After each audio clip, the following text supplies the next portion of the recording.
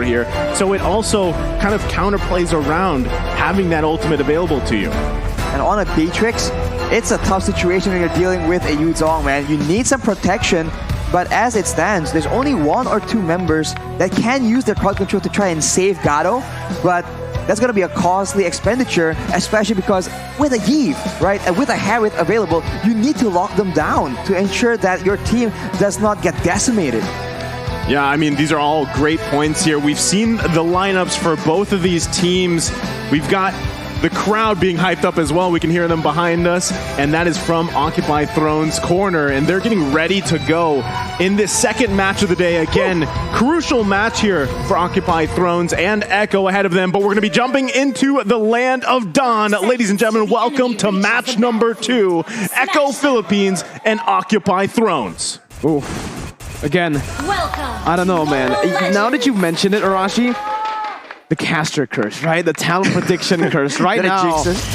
Yeah, there's been a lot of jinxing the last 2 days, man. So we'll see if Echo can break that curse or if Occupy Throne just gets that momentum, that buff from the curse. Right, to be fair, on a lane right here, there's still a lot of crowd control available to just shut him down completely. Divine Judgment, the taunts coming in from Leo, the Terrify coming in from Fury as well.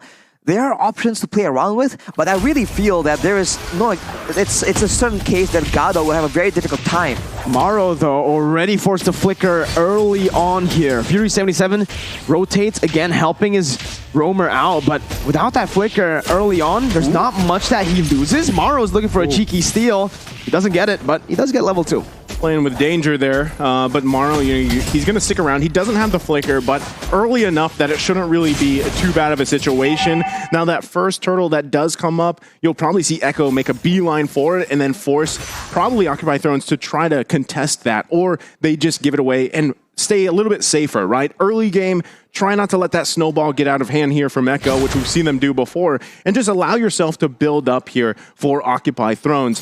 Look at the focus on the bottom side, though. They're going to be looking here for Benny Cutie, looking for a moment. Leo's going to go down. Yeah, he tries his best to just look for just a CC there, but again, it's not really going to hit for now. Benny's actually going to be able to win out in that trade against Gado, too. So that rotation towards the bottom lane, not really achieving anything at all. It's actually going to be Echo who utilizes that and punishes Occupy Thrones for revealing themselves in the bottom lane without getting anything. And Echo are controlling the turtle side now with the turtle spawning. Occupy Thrones, I mean, it's not a bad move to try and go for the other side of the map, because let's be real, in the early game, trying to contest Echo with all this crowd control, all these AoE abilities, it's gonna be a bit foolish of an attempt unless they can get some crazy pickoff. So they go for the play on the gold lane. As you said, Mirko, it's unfortunate they were unable to get anything, not even the turret gold. So for Echo, that's a small victory, one of many, most likely for this game. And I think on its level 4, ultimately will be used to actually engage fights. Maro's going to be caught, has the flicker, gets out again, and someone else used the flicker here. It's Gado in the gold lane. Yeah, I was just wondering, about this matchup here in the gold lane specifically. Gado, they have the news, right? There's no flicker available here. Gado's got to be careful. That's why we see Maro making his way too. But he should be careful. Walks up, gets knocked up, and that's first blood over to Benny QT. He had the information, right? You called it as well, Mirko. Flicker was down. They played around that, and now they also gave that kill to Benny Cutie, right? He's running that Herathon gold lane, has the mystery shop here. So the scaling there is going to be in his favor. It's going to make it really hard for Gado. Way the Dragon and Divine Judgment locking Carl TZ down, and it's Maro who picks up a kill. But look who's here, all the way from the XP lane. Sanford with the Petrify, getting Leo petrified as well to pick up a double kill as Hulk rotates over to the mid lane with a Blade of Fire. He's angry. Sanji's going to be caught. Stunned up. Hulk picks up a kill and trades it back. But somewhere, it's still Echo who has the better trade. Hulk Smash. Hulk Smash coming in. That's a lot of damage that they can't ignore. And at least until later on, when they have some more items to deal with, this is what that Lapu Lapu can do. The Yuzong is a dangerous threat to the backline, but so is the Lapu Lapu. And in a way, a lot more dynamic as well. Way the Dragon by Fury 77, stealing it away. Just canceling out the engage or the pick potential that JP was looking for. Yeah, I mean, you have to constantly be worried if you are Echo about the Divine Judgment pickoffs, which we've seen Maro do, right? He's going to constantly press that situation in favor for Occupied Thrones. That's the tool they have. They're doing it here. Maro with Divine Judgment, the flicker. JP does the same, and he brings Gato back. The Spawn Force was popped in, and the Mu's Passion is not enough to take Benny down. It wasn't even enough to take him low. Echo get the turtle too, and it is a disaster for Occupied Thrones. Echo right now controlling the game, 2.3k gold lead. It's a 2v3 outplay on the back of JP, just really identifying who he needs to kick under the turret, and I think that would just benefit them so much. Benny Cutie now 2-0. He has the mystery shop as well, so he'll be scaling a lot quicker than I think Occupied Thrones might expect. And on Harith, that's going to be very difficult because, again, we've mentioned it already, the lack of crowd control from the side of Occupied Thrones will be an issue in that mid-game. JP, again, just so lethal on this Joe. Gets the way the dragon down onto Leo. JP's going to be caught low, but that's going to be called TZ, who jumps in with the time of the blades. Also has the follow-up from the Spawn Force from Benny. Fury 77 forced to flicker out, and Echo, it's just Echo everywhere. Maro, though, he's still holding on to the Divine Judgment, but they give it the recall here. That's the thing, right? I mean, I feel like if you're Occupied Thrones, you've already tried a lot here in the bottom side. Gato, unfortunately, is 0-3. He is falling behind in terms of farm and everything else and itemization, so it makes it even harder for him. And that's why you see Echo, right? They know this weak point here, and they're going to keep pressing it until at least they get that tier 1. And that's what we see even JP doing here. But let's take a look at the items on how this is all resulted out. Rashi. Right, I mean, it's such a high-paced game. Benny Cutie at this point has a Feather Heaven and the Divine Glaive, so a lot of damage and a lot of DPS, not just burst damage, but actually he's going to be walking into a bit of a trap, but JP turns it around yet again. With the way the dragon, but it's going to be Maro who finds the Divine Judgment onto Benny, who's able to actually pop the Spawn Force, looking for a trade. It's just JP who gets taken down in the mid lane. Sanji flickers forward. Hulk's going to be taken down with a basic attack. The fade away from Sanji. I like to call that the athletic flicker, right? Because so we've seen Sanji do that how many times now? He flickers in, gets someone really low, and then it's literally one auto attack for the kill.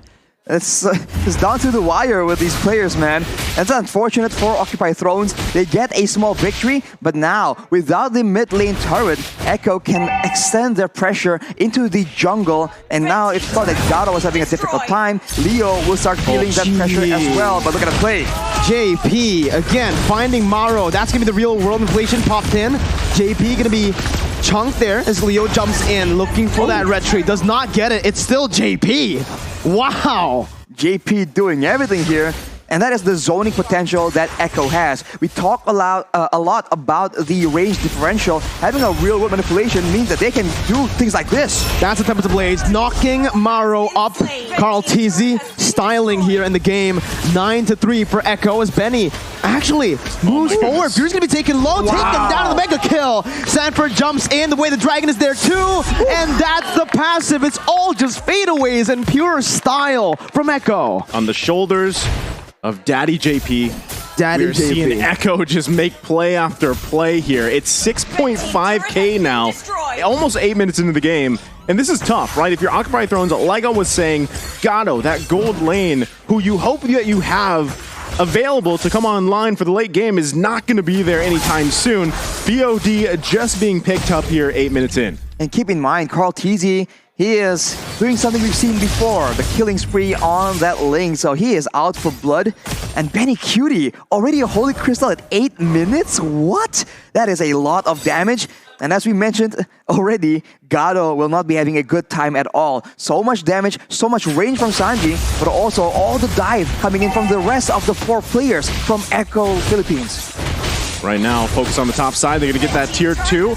All in the meantime, waiting 30 seconds for that next Lord to come up here. Again, at this point, this is a massive lead for Echo Philippines. Occupied Throne's going to be forced to find any pick they could potentially get here. But now you're going to see even the pressure for that purple buff. If it comes up, Conceal Play going to come out. Nothing committed just yet. But Occupied Throne's trying to turtle up here on the tier 2. Meanwhile, Echo just trying to buy time for that next Lord, for the first Lord of the game to come up. Again, right? Echo, they got the lead. They're not really going to go for these crazy engages because they don't need to. It's unnecessary, right? They already have control over most of the map right now. They can just constantly be playing around with the Lord, forcing Occupy Thrones to walk out of the base. And when they do so, that 7.4k gold lead speaks for itself. And they can still abuse the fact that Carl TZ is just so mobile. He is still getting resources right now, but JP turns it around. Where the Dragon, but Divine Judgment comes in. That's going to be JP taken down, but the backline's going to be targeted down by Sanford and Benny QT with his Mon Force. 1-for-1, Roamer for gold. It's Echo who takes the better trade once again. Leo going to be able to taunt Sanji up. Maro's going to be taken low. Carl TZ jumping in. Ooh. Maro flickering out of the real world equation. The Appraiser's Wrath was so close to getting Sanji, but he's still here. He calculated that one. Flickers out to safety. Occupy Thrones have lost their jungler. Echo is on a mission right now, and they understand that Gado is part of their win condition. We saw that Sanford was able to actually get on top of multiple members earlier in that fight, but he ignores everyone and heads straight for Gado. That is dedication. That is a man of focus, determination, and sheer will. JP is a man of violence. Oh, but there's another kick. Sanford, they're going to be targeted by Hulk as he smashes towards the back line, but Gado just gets melted down by Carl TZ. What is he supposed to do? He just can't, withstand that damage anymore, man. I mean, 10,000k at this point, right? 10 minutes in. 10,000k, that's a lot of gold. 10,000k, that is a lot of gold. And they're marching, right? I mean, you got to handle this Lord, Occupy Thrones. That's the question. Can they even hold on this long enough? They have so much high ground damage as well coming in from Echo Philippines, and I can't help but feel like Occupy need to play a bit more defensively, but Echo won't let it happen. JP again with an engage, but will be caught, but Sanford finds the Petrify onto 3, the Furious dive onto 2, and a kill on Gado.